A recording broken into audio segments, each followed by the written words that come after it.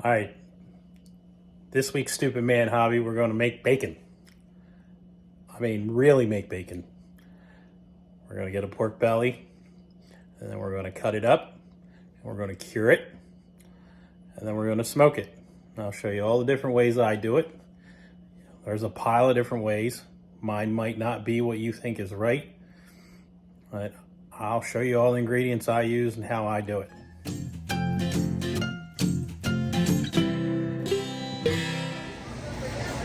Okay, so I like to pick out a nice heavy,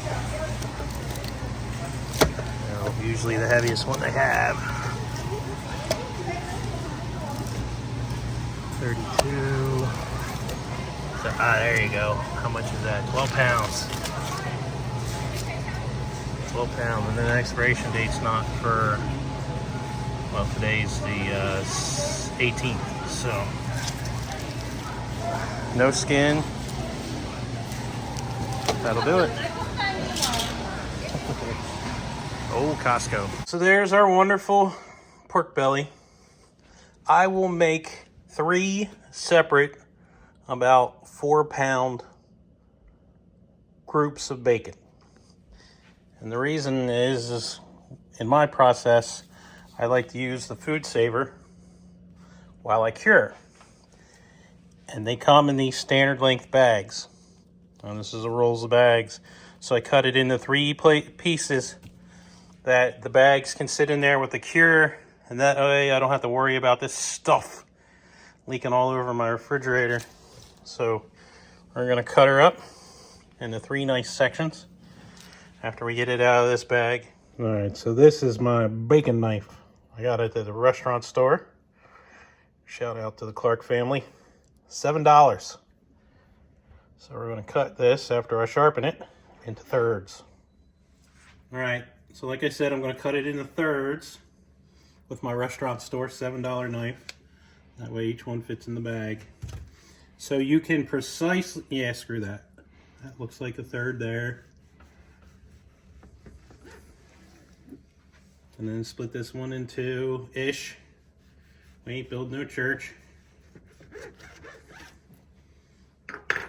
And then that right there is what you're used to seeing looks like bacon. So you cut your food saver bags, give yourself like 3-4 inches each direction. Extra is good. And you put it in and then just seal one side. After you seal it, you have one complete bag. That is definitely a little bit longer, but that'll be fine. Do this 3 times.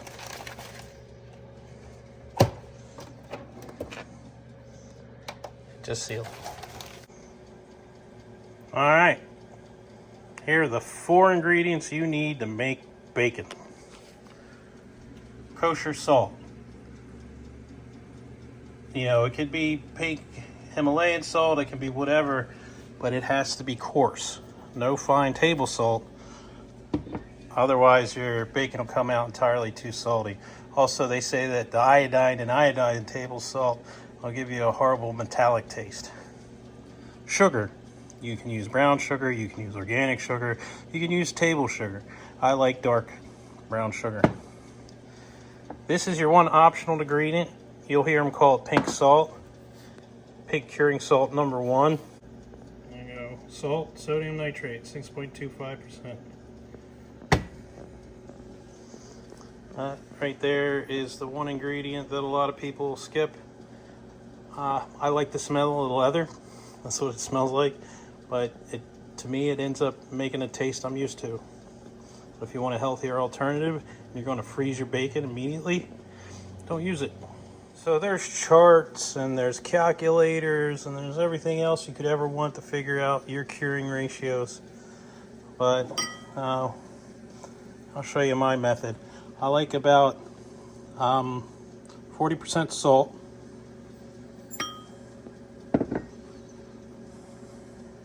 and 59% sugar, and then pink salt to color. You don't need much of the nitrate. And you just take the whole thing and blend it. So you can see we broke up most of the crumbles with the fork. Now you're just stirring the last bit in. What I did is I divide everything up into 3 even amounts. Take the bag and put the pork belly in first. Get it all the way in.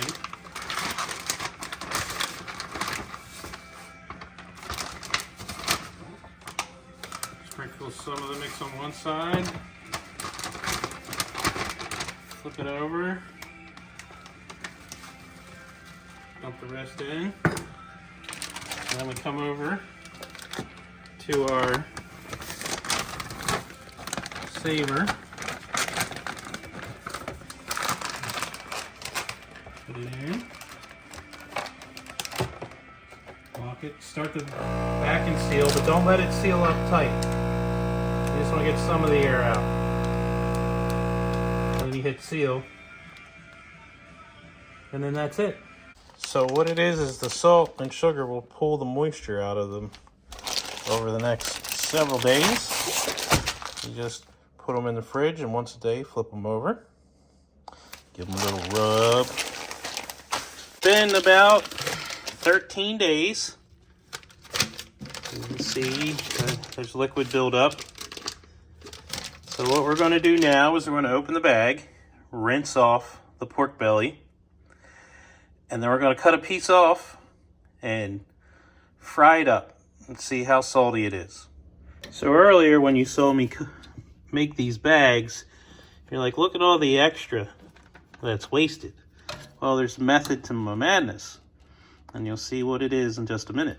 So when you cut these bags open, go as close to the seam as you can to have this leftover bit. Because what we're going to do is we're going to rinse this off with water, cut it, and then if it's not too salty, then we're going to season it. You know, if you want plain smoked bacon, I like garlic bacon. I like, I call Puerto Rican bacon with sazon and achote. So you want to fill the bag up with cold water. Alexa, ask Moen to turn on the cold water. Because you're going to want to rinse off all the salt and the sugar. Let the bag fill up. Shake it around.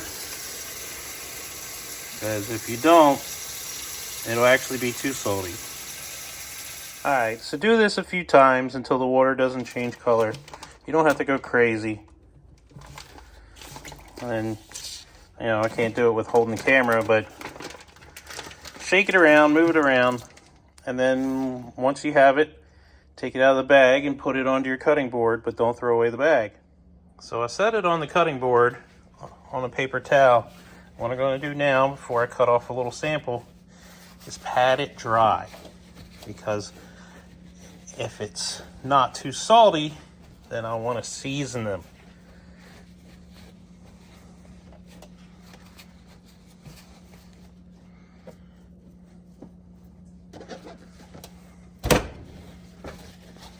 Go your paper towels.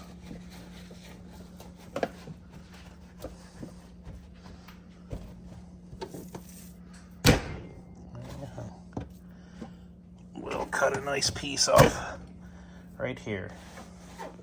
Alright, so now we're going to slice off small little slices to test. You need to keep your knife very sharp. And you want to cut like 2 or 3 pieces because the first pieces will be extra salty. So try to keep them.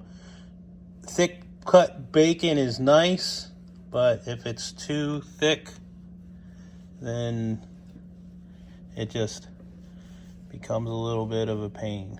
You'll find it's very hard to cut very thin bacon. So 2-3 pieces. All right, so you'll see the first slice you know, it's not the greatest cut, but you're trying to get through that base layer.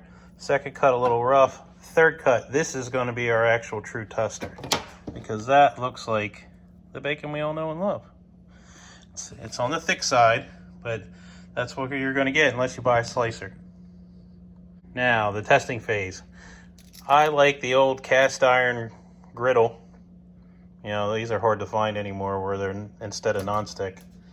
And we'll just put the 3 slices, because I'm only cooking 3. I'll put them lengthwise.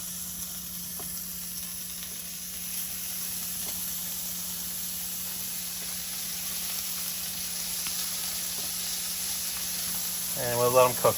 I run around a little less than 300 degrees, that way you don't smoke up the house too much, and you don't burn your bacon. It smells pretty good. Now this hasn't been smoked.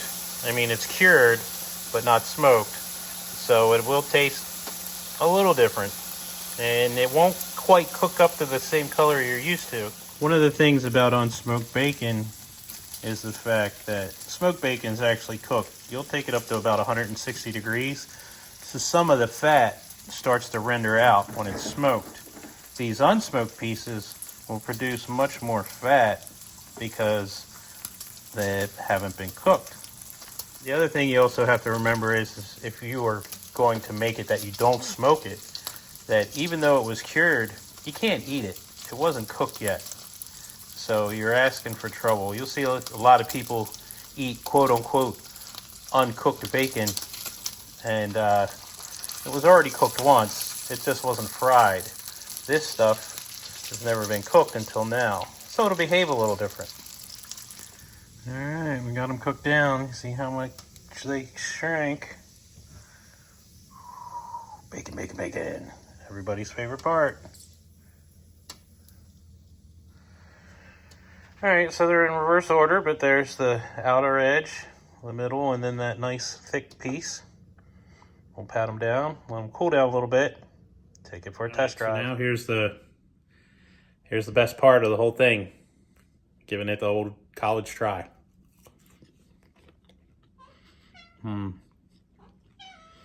Somebody down there wants to try too. All right. That's just about a perfect mix of sweet and salt. You can't really tell about the sweet, but yeah, I'm happy. All right, now that bad boy right there has the perfect amount of saltiness to my taste. And this one, we're gonna leave plain and just smoke. But the point of having the bags is that you can then season them, seal them back up, and let them sit in the fridge for a few more days and absorb that flavor. So this one right here is just straight garlic and a lot of it. And I love this Kirkland's. Now this, I call this my Puerto Rican blend, except for cayenne pepper isn't Puerto Rican. But the sazon with the goja, with the achote, that's good stuff right there. So all of these will be smoked. I'll use a combination of apple wood pellets, and then I'll add cherry smoke tubes, and that'll be our next step. Now, this one, since it's not seasoned, I'll take it out of its package and I'll leave it in the refrigerator overnight and let it develop what they call a pellet.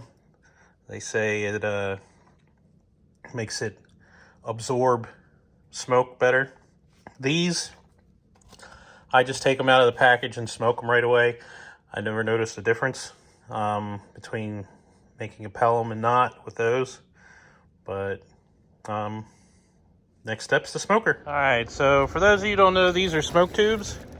You fill them with a combination of pellets and then these wood chips. I got a little bit of Kingsford left, and just fill them up to the top. Mix in cherry chips. Fill them all the way up. They'll burn for about 4 hours.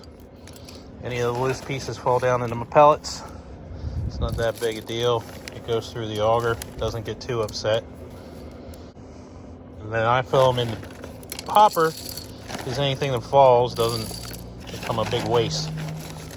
Alright, so I have my Cuisinart pellet grill set at 200. And if you got OCD, I recommend you don't look. But this is my grill. It never gets cleaned, and that's why everything comes out tasting good. So we're gonna light off these smoke tubes. Your best bet's to use the old torch, the Benzomatic, and heat them up. You go back and forth between the two. So it'll take a little bit more heat. Just get them going back and forth. All right, so that's a good sign there. You got flame, they're finally working the flames out, and they'll smoke pretty good. I love a lot of white smoke. Some people don't, but I do. Once you close that lid, that flame will go out pretty quick. All right, so here's our, I'm gonna refer to it as plain. All right, the other thing to remember too is to put the fat side up, meat side down. Keep a little space between them. And then take your temperature probe and get her in there right in the middle pretty good. Try to keep it a little straight. And right now at 116, interior meat temperature is 54 because it just came out of the fridge. This should take about 3 hours. When interior meat temperature about 160. All right, but it's been about an hour and a half, and we're at 157. We only need 3 more degrees. You see there's a definite change in the look.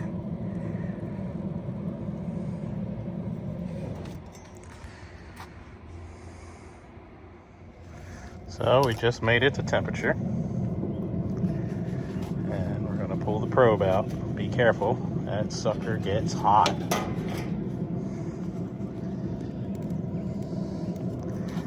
then I'm gonna take that bad boy.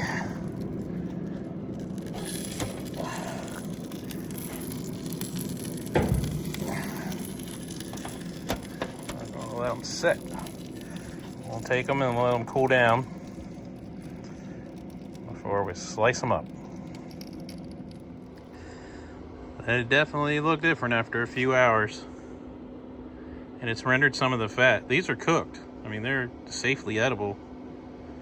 So, but the flavor profile is definitely different. All right, so I left this in the fridge overnight because once it's completely cooled and congealed, it's a lot easier to slice. Take your sharp knife. You'll have this edge, which tastes good, but that's the first piece to get off. And it'll take a few slices. Little bits and pieces are okay because you'll be using that for other stuff. There's no such thing as bad bacon. You just sit here and cut it as thick or as thin as you like. And it's all cost you nothing but time and a quarter of the price of equivalent bacon. So of course, like usual, after I'm done, I gotta test it. There's a nice big uneven cut.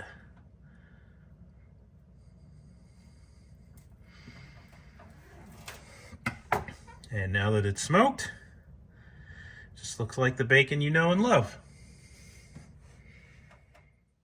So after you're done slicing, you end up with 3 nice piles, 1 partial pile, and then chunks for stews. I think just about everybody loves the thick cut. Just about time to pull them off and give that final seal of approval. All right, so here's the finished product. This is the unseasoned one's a little thicker. Let's give it the test. All right, so I started this whole process almost 2 weeks ago.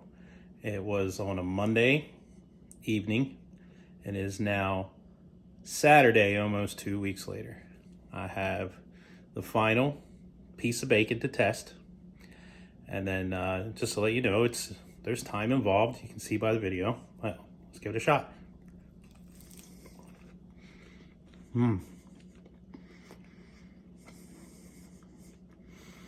I hit the spot.